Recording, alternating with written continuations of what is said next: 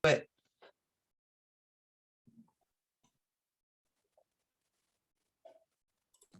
Okay, we're live.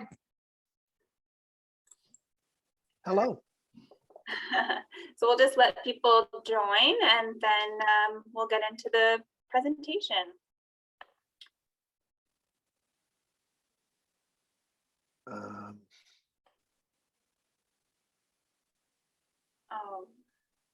All right, so I'll start with the intro. So welcome to this session, everyone. So this session is on the benefits of retirement living and what to consider when looking into retirement options. So my name is Taylor Matson. I am a community health promoter at the North Bay Parry Sound District Health Unit, and my pronouns are she, her. Before we begin, I'm just going to go over some housekeeping items. So during the session, if anyone has any issues with the technology or with Zoom, please use the chat option in the bottom hand of your screen. And my colleagues Kelsey and Michelin are in the back end and able to help with any issues that people might be having. At the end of the session, Steve will be answering any questions that you may have. So if you have questions for the presenter, please enter it in the Q&A box or use the raise your hand option at the bottom of your screen. And those can be answered and we can unmute you to ask the question through audio as well as typing in the Q&A. The session is being recorded and it will be made available at the end online at a later date. So before we get started with our session, I just wanted to acknowledge that we are hosting today's meeting on the land that has been inhabited by the Indigenous people since time immemorial. The North Bay Parry Sound District Health Unit sits on traditional territory of the Anishwabic people and within the land protected by the Robinson-Huron Treaty of 1850, used by the members of the Nipissing First Nation. We acknowledge that we are also situated on unceded territory of the Algonquin Nation and settlement of the Métis Nation. As individuals and as organizations, we are dedicated to honoring Indigenous history and culture and committed to moving forward in the spirit of reconciliation and respect with all First Nations, Métis, and Inuit people. So this session today is being presented by Steve Sampson, who is a retirement living consultant at the Chartwell Barkley House here in North Bay. He is dedicated to helping families and their loved ones explore and navigate retirement living options in the North Bay area. So I just wanted to thank Steve for joining us today. Kelsey or Michelin, if you guys want to launch the first poll question just to kind of see who's in our audience today. So I believe, maybe Michelin, you can confirm, I believe there's 3 questions that are being launched. Yes. So we have our introductory poll. There's 3 questions. Oh, sorry, there's only 2 in this one. We're looking to find out people's age and how they identify, and that's a multiple choice. So it could be anything from you're an older adult and a caregiver, or you are also a professional. You can pick those. I get excited with polls, I have to say. I love a poll. So in the background that's running, I'm not sure how much longer we have on it, but we have somebody running that in the background for us. So it is anonymous.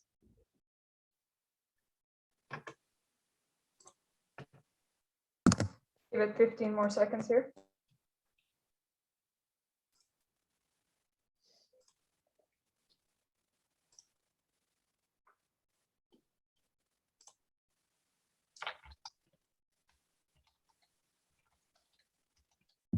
For 50%. I'll share the results. So you'll be able to see on your screen the results. So majority of the people on this call today are 70 to 79, with one person under the age of 49 and one above 80 years old of age, which is great. So how people are identifying, most people are over the age of 55, so older adults. We have about 25% francophone.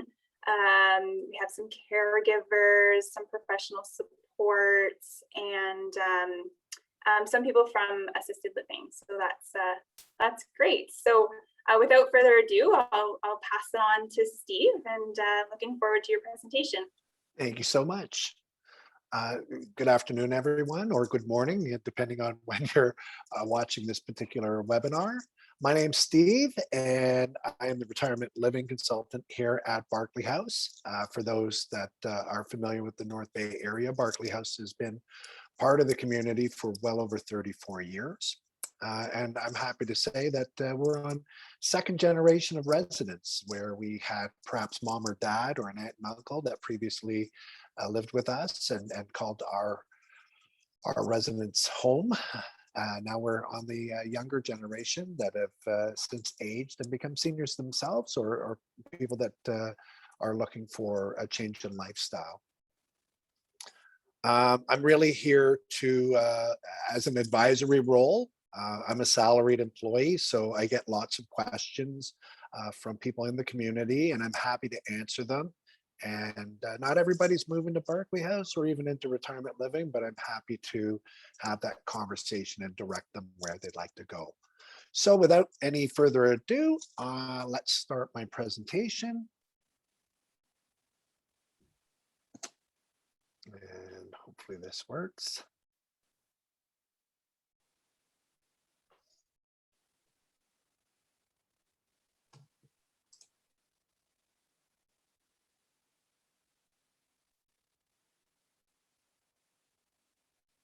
Mm-hmm.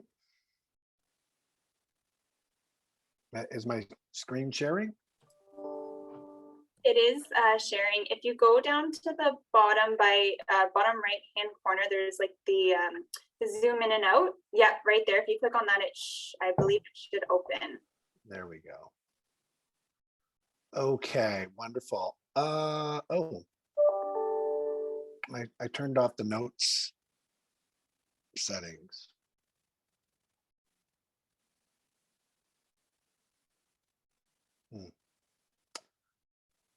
Okay, this looks a little bit different. I'm just trying to hide the side note.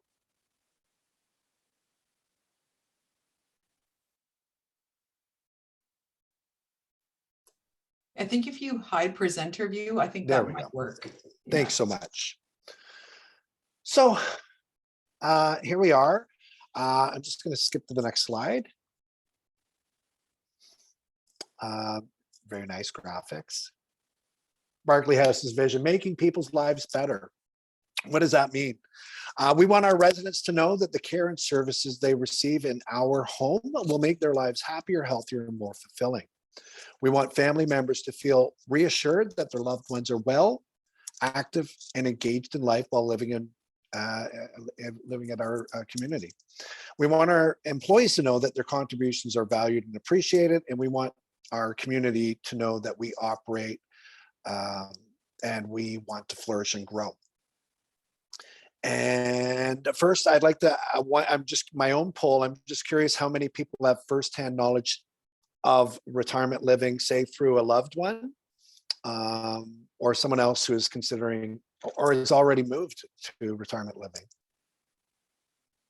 And you can just click chat if you are okay with that. The other question I was curious about is how many of you see this as a topic that your friends or loved ones are increasingly beginning to face? And I'm sure there's people in the back row with their hands in the air, and we'll get to that later on.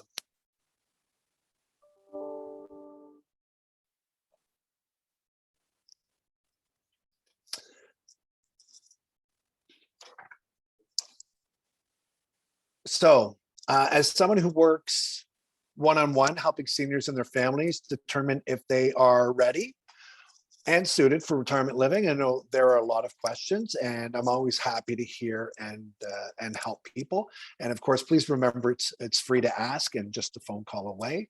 I promise I won't move you in. Canada has an aging population, and as of 2016 census, it revealed that for the first time in the country's history, we now have more seniors than children living in Canada. It's well acknowledged that the aging population is about to surge beyond that as baby boomers move into their current retirement years. And effective this year, baby boomers are now turning 75. It's worth noting that the average age of seniors living in retirement homes are those over 75. However, keep in mind, you can be considered a senior at 55 plus years. It's estimated that in the next 15 years, there will be over 5 million seniors in Canada over the age of 75. That's a big number.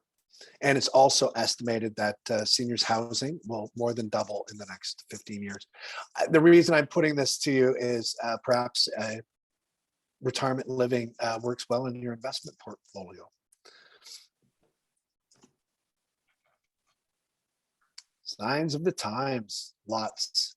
In recent polls of adults, I would say junior seniors or maybe adult children, they found that 91% of respondents said that caring for a parent or loved one is a point of conversation amongst their friends and their family, and even their colleagues.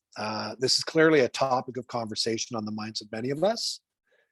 And for those of you who are seeing families and friends struggling with similar challenges, I'm here to help you gain a better understanding of retirement living, who it's suited to, and how to know if your clients or yourself or a loved one may benefit from this option. And this is another topic that's come up, the sandwich generation. This is the growing needs of aging parents, increasing their dependence on family members who tend to have full plates already. The well-used term for this is sandwich generation. So people that are operating their own home or their own families, or maybe now new grandchildren of their own, while still trying to support an aging loved one at the same time. The pressures on the sandwich generation, both emotionally and financially, are well documented and are anticipated to be impacting an ever-increasing portion of the population. I'm sure many of you, in fact, are familiar with these pressures in your own family or amongst your own cohorts and colleagues. As an aging parent's dependence increases on family, we often see one sibling in particular trying to manage the majority of the workload. This often leads to family struggles with the decision-making process, as the ones less impacted may not see the need for change. As opinions differ on what is best for their parents, they will often seek the counsel of third parties, such as a financial advisor, physicians, friends, or even colleagues. So I know some of you may have questions around the different levels of care and support in retirement living. So I'm hoping to answer some of these for you and just cover quickly the different lifestyle options in a retirement living setting. Some seniors consider adding support in their homes when it becomes clear that the status quo is no longer working, and this extra support can replace or augment family responsibilities.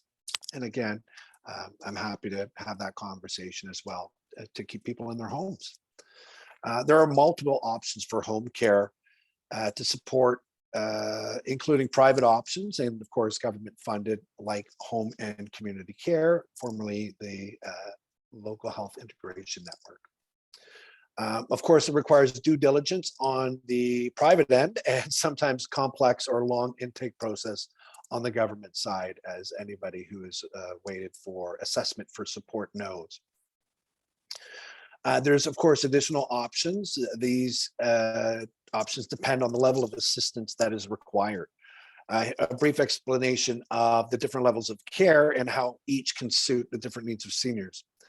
I encourage seniors and their families to not get hung up on classifications because it is somewhat nuanced, and they can be used interchangeably from people who don't fully understand the definitions, even people in the care industry, or that might be a doctor or nurse practitioner that you know. Even doctors get this mixed up. The best thing to do is speak to someone from a retirement residence about your specific wants and needs, and they can more easily narrow down that. So let's start with independent living. These are seniors who still lead active lifestyles, but would rather not spend their time maintaining a home. They would thrive in a community where they can socialize with peers when they choose, participate in activities and outings that may interest them, and enjoy daily prepared meals. Seniors in independent living can also enjoy conveniences like weekly housekeeping, 24-hour security, and the peace of mind that comes from someone always being around in the case of an emergency. The next level of care is independent supportive living, which we also offer at Barclay House. It's best suited for active independent seniors who could also benefit from some additional daily support. It can combine all of the benefits of an independent lifestyle in a retirement residence. So housekeeping, perhaps even laundry, leisure, social opportunities, 24-hour security, and of course with delicious daily meals and the ability to take advantage of personal support services like medication administration or assistance with daily routines. And then we have assisted living. So these are slightly higher care needs individuals that enjoy all the same things as the other people we talked about, but they tend to need more support to carry out daily tasks. Some of those are provided by additional services or families. However, they may feel more comfortable in a retirement setting and knowing that you have an improved quality of life. These services are provided by dedicated staff in our home. And assisted living communities generally have care staff on site 24 hours a day to provide this type of care. And then there's memory care support. There is no memory care support in North Bay. The closest would be either Huntsville or even Ottawa. And then of course, long-term care options are for those with really complicated care needs. They can no longer manage the daily active living. They can no longer get out of bed, that type of thing. And they may need even much more advanced care needs like bathing, dressing, even sometimes support with eating, and maybe even more. But that's not what we're here to discuss today.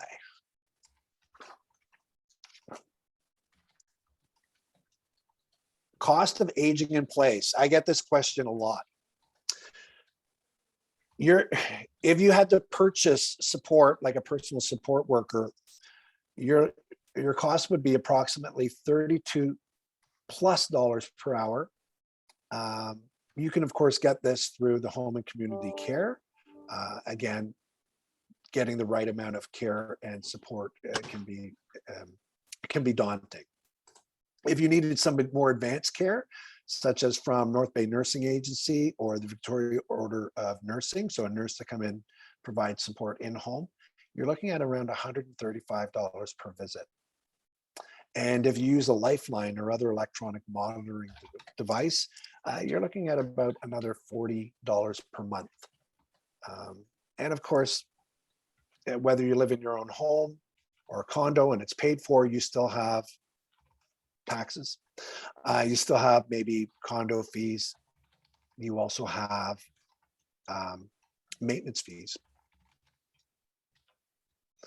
So independent living, there is plenty to choose from in Ontario.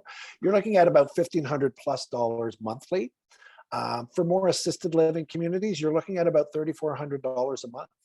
And if you needed private skilled nursing and long-term care, you're looking at about $6,600 a month. And now the key word there being private, because there are also semi-private options available for less money.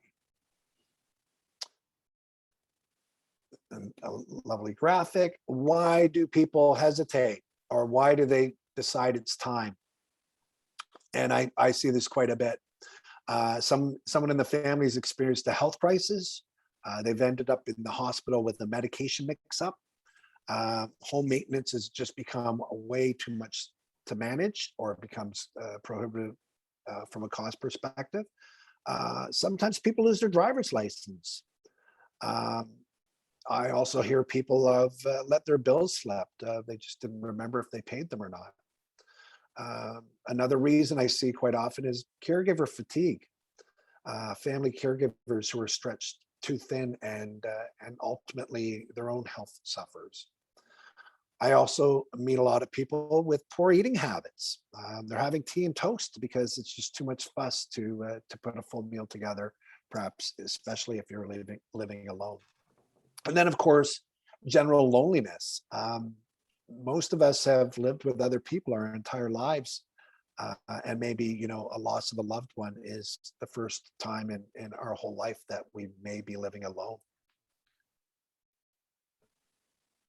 And loneliness. One thing I can say throughout the pandemic is we've been socially engaged. We may have had some restrictions and some, you know, and not able to see our family and loved ones as often as we'd wish, but we're already part of a large bubble.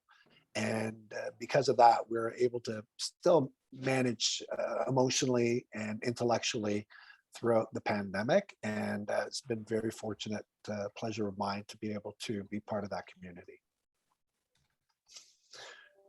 What do people look for retirement homes? Sorry. What are they looking for? They're looking for peace of mind. They're looking for, of course, active living. Some are just looking for the dining experience, having someone cook 3 meals for them every day and no muss or fuss about dishes, grocery shopping, even meal planning.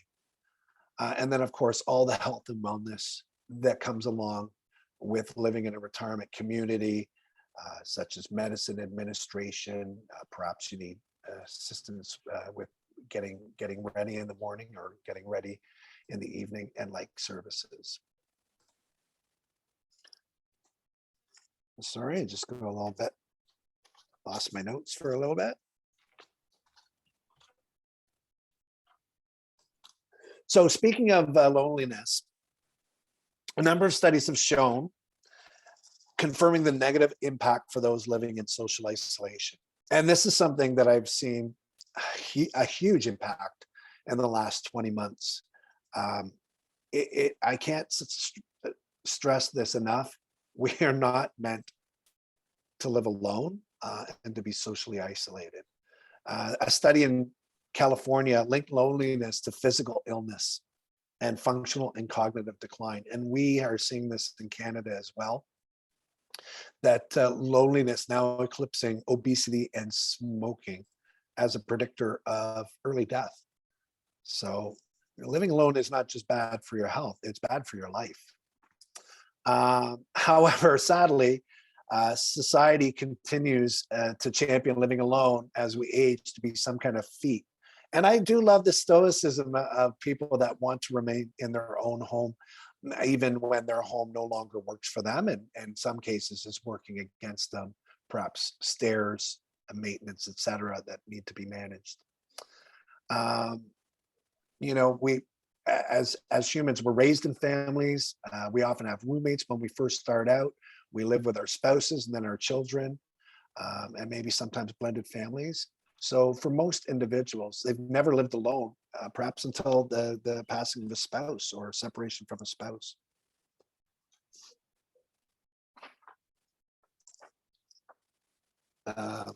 One thing that the retirement communities do very well is have fun. And at our home, we're very lucky enough to get to work with great people and get to do this every day. And someone that chooses to move to Barclay House community, they are about to truly make their lives better. As a matter of fact, I often say, in most cases, transformational. And I do have a resident that was living in her own apartment, called her family and said, I want to move to long-term care. And they said, well, you know, there's a very lengthy waiting list and you need to qualify to get in. And it wasn't that she wanted to move to long-term care. She just she didn't want to live alone after the passing of her spouse. And that was really the key need that she wanted to fulfill. She was lonely. And it has been nothing short of remarkable to see this woman flourish, to meet up with old friends, connect with old friends, connect with new friends, and really just become this vivacious and outgoing individual. So, you know, it's one of the joys that I get working in this, working where people live. You also get benefits of having your privacy and the comfort of your individual suite, but also the opportunities to meet up with friends for perhaps a fitness class, attend an activity in the community, or catch up at the end of the day over dinner, perhaps a glass of wine. But it's really about having choices that defines today's retirement living experience. I can't tell you how many residents tell me they wish they had made the decision to move to retirement sooner, so that they could have enjoyed the activities and socially engaging environments even longer. They make new friends, take up or resume hobbies. They feel part of something in our community. And of course, they welcome the people they see throughout the day, both staff and fellow residents. And of course, they have their privacy of their suite when they want their quiet time. One of my residents actually discovered that she's an artist after working so many years. Didn't know she was an artist until she moved to retirement living. And we started going through some of the activities, and she's actually a very talented painter. So who knows, maybe some of you on this call today have a hidden talent or a latent talent that that could be reinvigorated by a move to retirement living. Sorry about the ums. So, searching for retirement residents in your neighborhood. Pretty limited in North Bay. There's 3 options. There's Barclay House, as you know, or may not know. There's also Marina Point, which is ever expanding. Bring your running shoes there. It's a pretty big place. And of course, there's Empire Living right downtown, pretty close to Marina Point. Each retirement home that you consider, they all have a different vibe, a different feel, a different experience. The most important thing to help you when you're looking at retirement homes is what is the most important thing for you. Is it meals? Is it activity? Is it the size of the place? Do you want to be anonymous and live in a very large place, or do you want something a little bit more customized that a smaller home can offer? So it's really about you and what's best for you. The other thing that I would consider is, you know, knowing what the thresholds are. Some of the homes in our area, for instance, are very unforgiving. If you have a fall and end up at the hospital, they may not let you return. Some of the other homes are a little bit more forgiving, and they're actually, like Barclay House, hoping to assist with allowing our residents to age in place, so that they don't actually have to move to another home. So really, you know, get to ask all those questions. The other thing I would say when you're doing your research, you know, go online, look at the Google reviews, talk to your family and friends and other people in the community. You really get a good feedback, you know, from people that really don't have any agenda. They're not salespeople, so they're very much able to provide you with an honest, you know, what to look for, what to think about. You'll also want to know about the location, meeting your specific needs, which is not too much of an issue in North Bay since everything's so close together. But you also want to know the level of support that you might require as your needs change, as your health and care needs might change.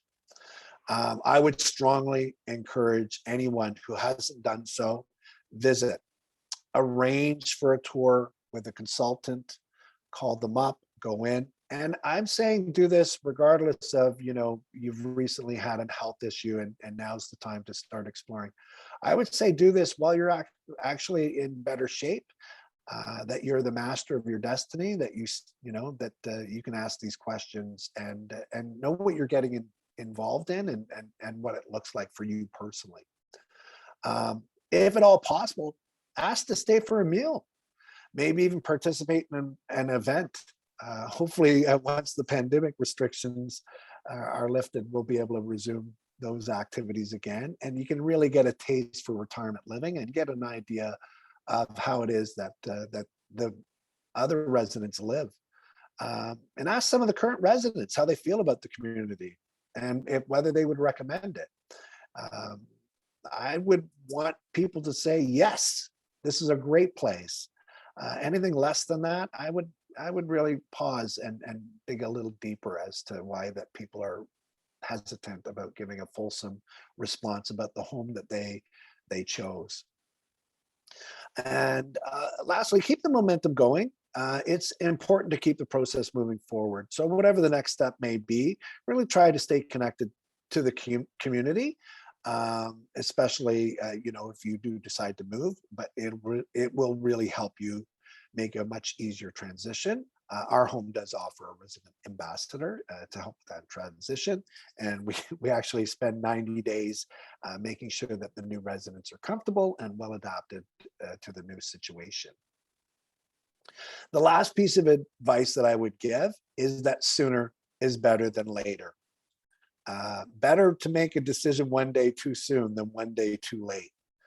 This will allow you to fully enjoy everything retirement living has to offer and perhaps really make a big change in your own life and lifestyle.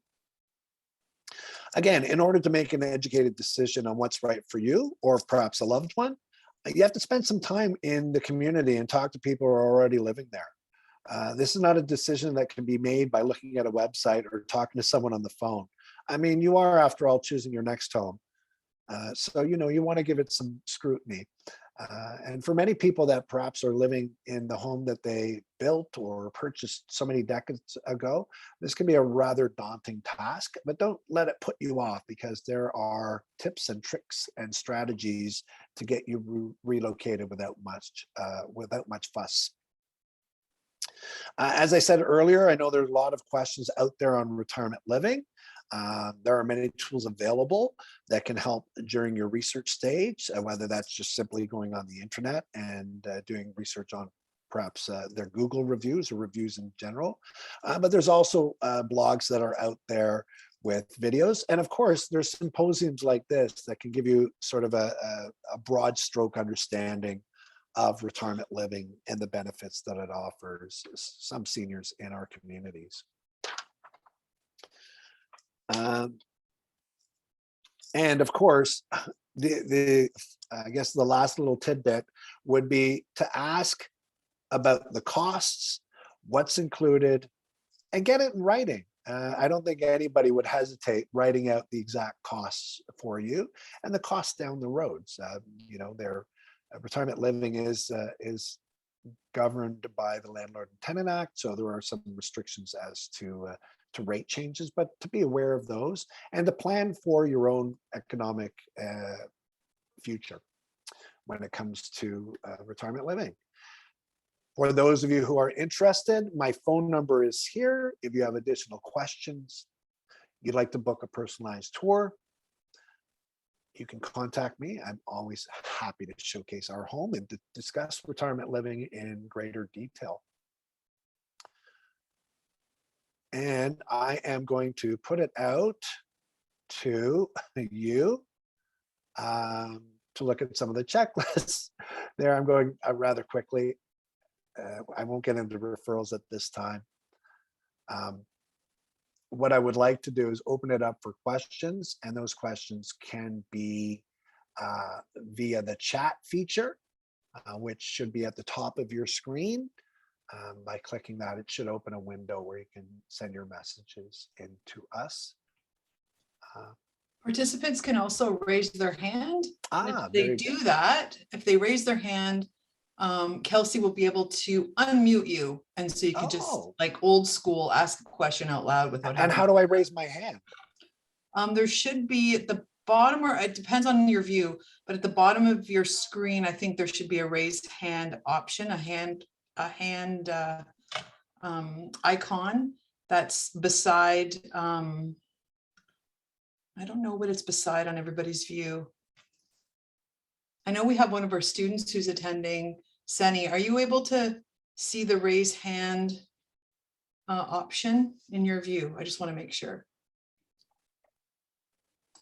Oh, yeah, I see. Is that Seneda? Yeah. Yes, I see the raised hand. Okay, very good. So that's a nice message.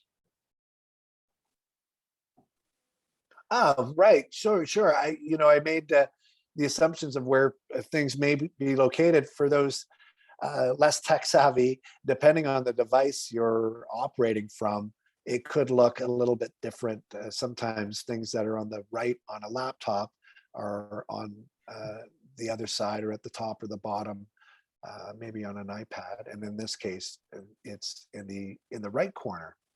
And maybe we can ask people in the future as a polling question, the type of device that they're using to attend these meetings, because I'd really be curious to be able to fully support them. Actually, that's a great idea for us to ask that question. We're learning so much doing a virtual event versus. It's face-to-face. true.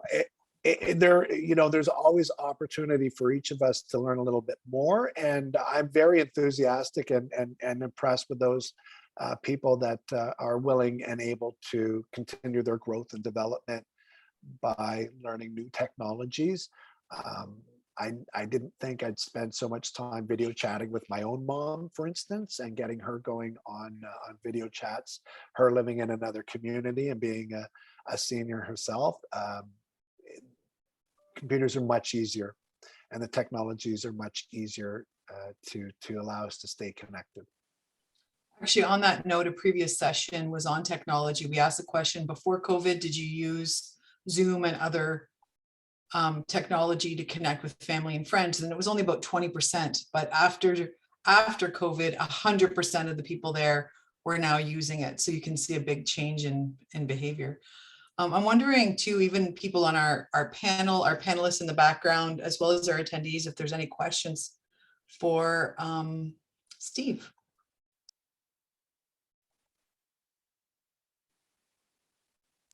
We have Taylor. Go ahead, Taylor. Hi, Steve.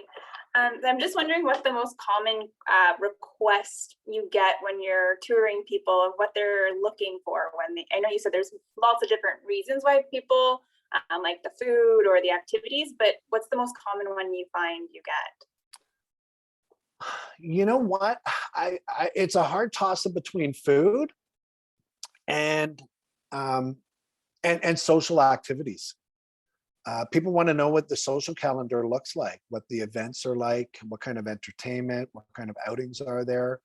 I actually had a pretty lengthy call yesterday with a woman who's actually been to our home years past. Her husband has since passed in the last couple of years, and so now she's considering retirement living again. And her question to me was, "What is the makeup, gender-wise, in our residence?" And at Barclay House, it's surprising, we're almost 30% men, which is really unheard of in a retirement living setting. It's usually about 5 or 10%. So I guess it's the good living on the food that keeps them going. But those are probably the top two ones. What do the meals look like? And in happier days pre-pandemic, I would invite people to come and have a complimentary meal with me, either a lunch or a supper with themselves, loved ones, and some of their family, and actually sit down and see what the residents are eating and eat what the residents are eating. People are making a decision about rehoming, and you want to get it right on the first go. I mean, you're not stuck. The leases are open-ended, which means there's no from this date to some future end date. So you can get out of them with a 30 days notice. As a matter of fact, I have a lady on my waiting list that chose another retirement home and has since decided that the home doesn't meet her needs. And so she's looking to relocate to our residence. But yeah, that's a great question, for sure. The other thing that when we talk about dining experience, and I mean, I see this all too often. People take shortcuts in life, and just because putting a meal plan together, what you're going to eat, and the menu, and is it nutritious, and then going to the shops and bringing it all home, putting it away, cooking those meals, it can be just a whole day event and very laborious. And it's something you need to do over and over again. Once, maybe twice, some people even 3 times a day. So really looking at, and then I didn't even talk about, you have dishes to do at the end of it all, on top of all that. It can be tiresome and tedious, especially if you're living alone. I just don't, personally, I when I was a bachelor, I just really did not enjoy dining alone. It was something that I dreaded. And so oftentimes people are really looking to eat with others, to be in a communal dining room and having nutritious meals just brought to them. And when they're done, they just push themselves away, and there's no dishes, there's no cleanup afterwards, no groceries, there's nothing. You just get a delicious meal.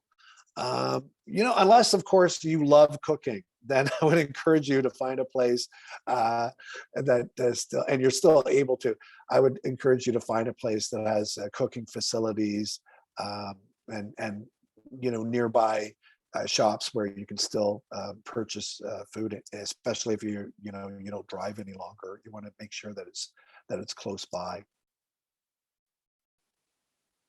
Anyone else?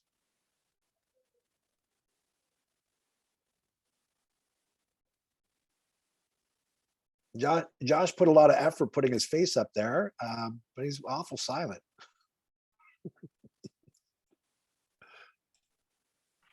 And the funny thing is Josh is actually Kelsey. So Kelsey's behind the Josh in incognito. And what's Kelsey's role? She's like our Wizard of Oz in the background doing all the Okay. technical stuff. Kelsey lives behind the green curtain. She does. She handles all the background stuff for us. Excellent. To Okay, figure out yes. the technical stuff. It's ever changing, but together we managed to get there. I have to be honest, I have a question that's kind of unrelated. I want to know about the cat on the back of your door, because through your whole presentation, I've been looking at the cat. Wondering. So that is my friend Kat. So Wednesdays is Wacky Wednesdays. Not everybody's a cat person though. The beauty of the cat is that, because of the pandemic, I actually, when I'm out and about in the building, I have to wear a mask, and I wear glasses as well. Not everybody's a cat person. Some people are dog people. Ta-da. Oh my gosh. And now I can actually see, I can navigate, walk around. It doesn't impede my glasses. But I did say at the beginning that, living or working at a retirement residence throughout the pandemic and being able to have fun every day, it just, the absurdity of wearing a dog face or a cat face. I'm looking for a baby face if anybody knows where they can be found. Some people like babies. My wife would say I'm a big baby anyway. So maybe that cat and that dog says more about the environment than anything in your presentation could have. So I'm glad I asked the question. It could be the most compelling, or the most sought after answer is what is with the cat. I actually have a lei as well, because we did a Honolulu themed, a Hawaiian themed event. So we had some Hawaiian dishes. We had some Spam, which is huge in Hawaii.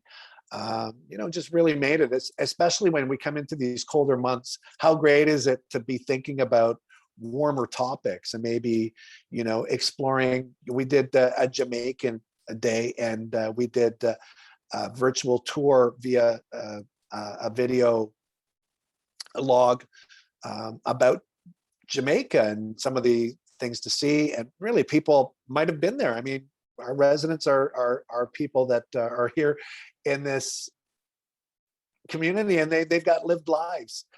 So it's a great way to start conversations about different places that people visited, different islands maybe they went to, or tropical destinations or exotic destinations, and really bring those forward, and maybe bringing some meals to go along with it, some activities, and just making it a much larger event on that specific country. So of course, October, we have some Oktoberfest themed activities throughout the week. True story though, in Germany, they actually celebrate Oktoberfest in September. So you learn really great pieces of information like that just while living your daily life. It's a lot less stressful to do a crossword puzzle on a giant crossword with other people. You go through it a little bit quicker, and you don't feel so badly when you don't know all the answers to the crosswords. It's a lot more fun, I find. And I do appreciate the fun comments. Sadly, I guess I should have paid attention to Halloween. Otherwise, I would have had a little baby face to share with everyone. Perhaps next year. All right, anyone else with a question or comment?